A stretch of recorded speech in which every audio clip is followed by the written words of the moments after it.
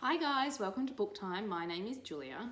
Today I'm going to be doing my June wrap up. So I got through 6 books, only one of them was a hard copy. The rest were, so I did 4 on my Kindle and 1 audiobook. So I'll talk about the hard copy first, which I have, oh wait, is this it up here? Thought I'd forgot it, hadn't. So this is The Illumination of Ursula Flight by Anna Marie Crowhurst, and I bought this partly because the cover is really stunning, and secondly because a lot of people on BookTube really liked it. I think Simon loved it and a bunch of other people, when I listed it in a haul or TBR, commented that it was super fun and I should get to it, so I did. And it was really fun. I did like it. I probably didn't like it as much as I expected, and I think that was to do with the fact the story was not quite what I expected. This book is set in the 1600s, and it follows Ursula Flight, who it starts off in her childhood and follows her through to early adulthood. She is the daughter of a reasonably well-off family who live in the country, and according to the blurb, this book made it sound like it was going to be a book about how she wanted to be an actress, or she meets an actress, gets really inspired by the idea of the theatre and wants to become a playwright, and then would follow her into how she achieves those dreams. Now, the book does do that, but in a different way than I thought. So I thought it would be primarily focusing on that stuff, and in some ways it is. So she's always got a love of the theatre. The book's written in a really interesting style. So a lot of it's written in dialogue, with stage directions, as if it were Ursula Flight's like plays that she'd written. So that's cool that it's got this kind of varied writing style that makes it fun to read. But a lot of the book, like probably the majority of it in terms of pages, followed her growing up, getting married, like working through falling in love, sex, and moving to London, things like that. So in that sense, that stuff it was fine. Like, it was fun, it was interesting, but it didn't seem particularly original to me. Like, to me, that there are a lot of period dramas about women getting married and working out what love is and working through sex and finding it hard to be a woman in someone else's house, things like that. Not being able to have a career. So that stuff didn't seem particularly, it was fine. But then towards the end, it really zoomed in and honed in on the stuff about the theatre and acting, and I found that stuff really fascinating, and the ending worked really well. So maybe the last quarter of the book I absolutely adored, and the rest of it was fine. But I do kind of wish that more of it had been like the end. But that said, if you like period dramas, you will love this book. Like, it's so easy to read. The writing style is really lovely and vivid, so you get really clear imagery of like the countryside, and when she gets married and moves to her husband's house, he's really rich, and the description of the lavish interiors and stuff is really great, and the gardens, and then when she goes to London, all the dresses that everyone's wearing. It's really good. So that stuff's all really lovely. I think maybe for me personally, I found the pacing and content a little slow, but other people won't, and that's probably why it's been so popular. So there was that one. Now, in terms of Kindle books, I read a lot of books on my Kindle because obviously Harry came into the world, and it's easier for me to hold him in one arm while he's sleeping and read on my Kindle using the other hand, because you only need one hand to hold it. So the first Kindle book I got to was The Lost Man by Jane Harper, and that was really good. I've read Jane Harper's other 2 novels, The Dry and Force of Nature. So those 2 are Australian detective or kind of crime fiction that follow Aaron Fawkes, who's a detective. The Lost Man is her most recent novel, and that's not part of the same series. It's sort of a standalone book.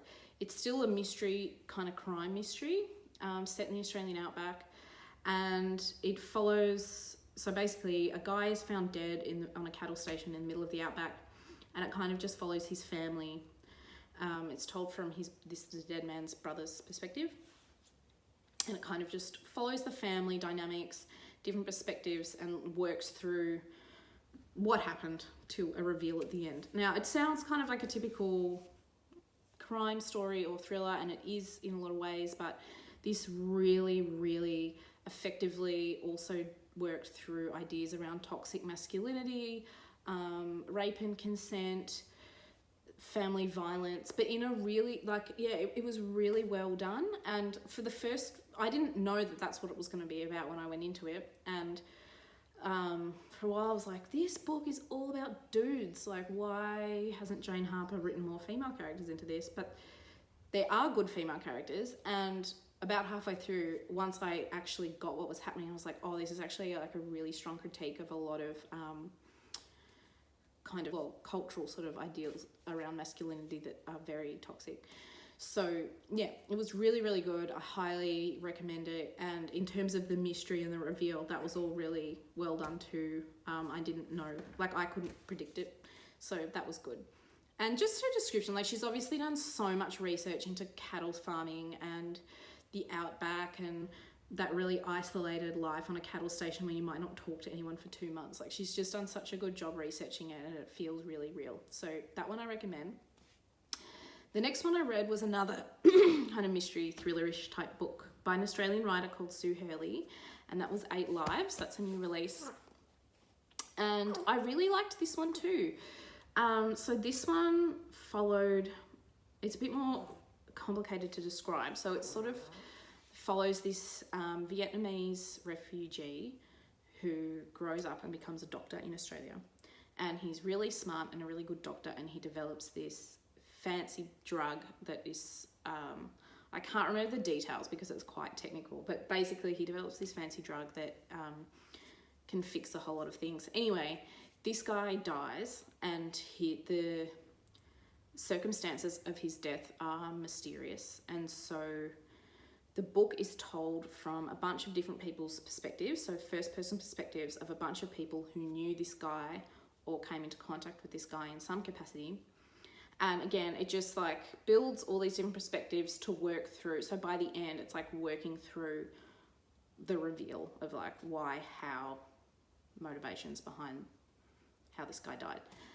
Again, I found it really good. It was super well researched. So I think the author has worked in the biotech industry or in drug development because it is so well researched, but not in an information dumpy way. Like just all the information about university science, research labs, the drug industry, pharmaceutical industry, so well integrated, but also about the life of the doctor and his family and, you know, what it means to be migrants, like Vietnamese migrants growing up in Australia and forging careers in Australia in the face of racism and stuff like that.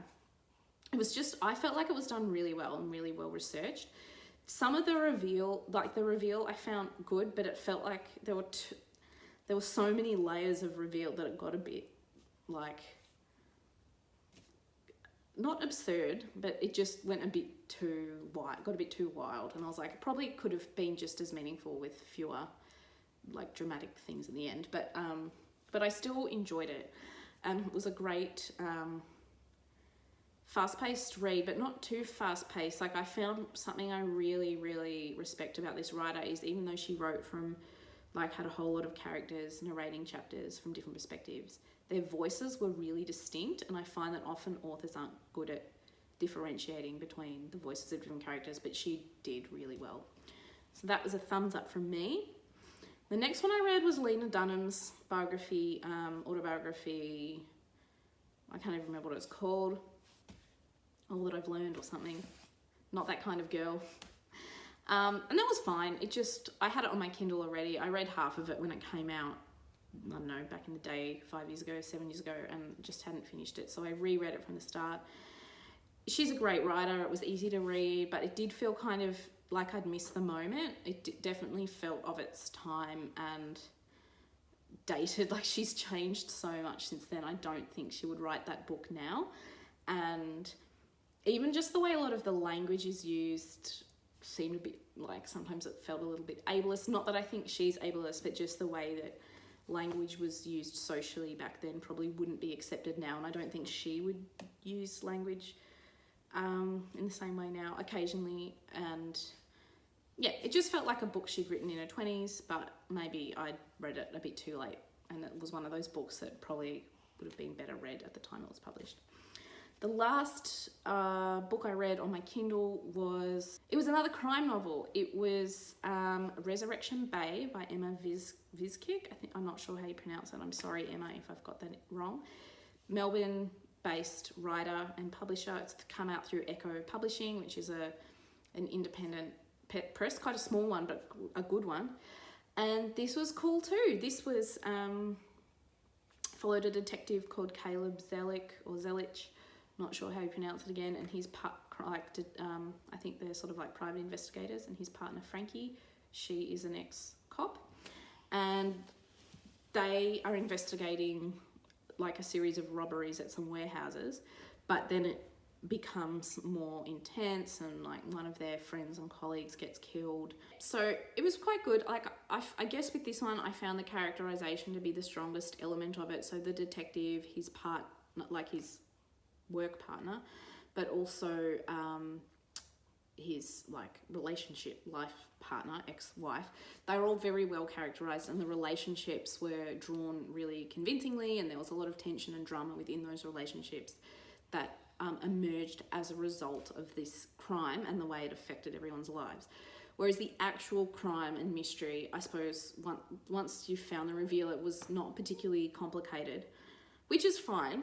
I guess I probably might have enjoyed it had it been a little bit more complicated, but I suppose the complexity and intrigue of the relationships was still very engaging, and I would definitely read the next one. Like I would definitely read more of this author. I thought, yeah, it was really well written and great.